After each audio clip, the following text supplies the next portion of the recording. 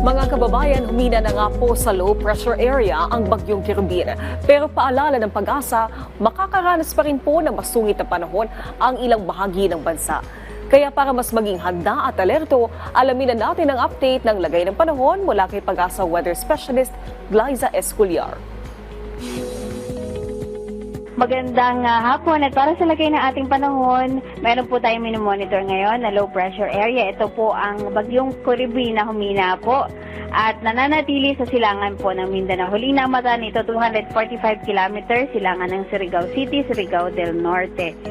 At dahil po rito, asahan sa Eastern Visayas at Caraga ang maulap na kalangitan na may kalat-kalat na ulan at pagkidlat, pagkulog. Posible ang mga flash floods at landslide, lalo na kung meron po katamtaman hanggang sa malalakas na mga pag-ulan. Posible rin po ang mga matintinding pag-ulan sa nabanggit na mga probinsya at rehiyon.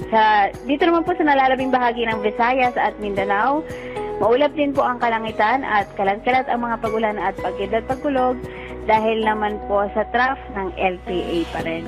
Dito sa Bicol Region at Quezon Province, kaparehong panahon din po ang inaasahan at posible rin po ang mga flash floods at landslide at merong mga katamtaman hanggang sa malalakas na pag-ulan. Dulot naman po ito ng shear line. Ang amihan ay magbibigay rin po ng makulimlim ng panahon na may mahinang mga pag-ulan sa Cagayan Valley, Cordillera Administrative Region, Aurora, Oriental Mindoro, Marinduque at Romblon. Sa Metro Manila at nalalabing bahagi ng ating bansa, maaliwalas po ang kalangitan at posible lamang ang mga panandaliang pag-ambon.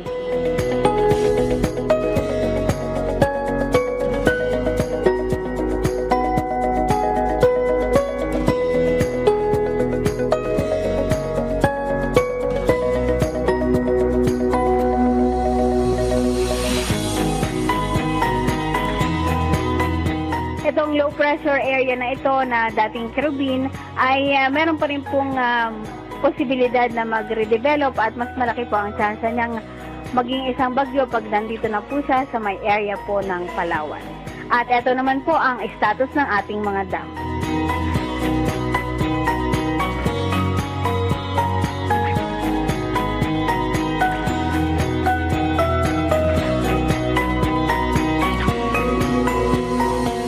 At yan po ang latest mula dito sa Weather Forecasting Center ng Pag-asa. Ito si Glyza Esculiar, nag-uulat. Maraming salamat Pag-asa Weather Specialist Glyza Esculiar.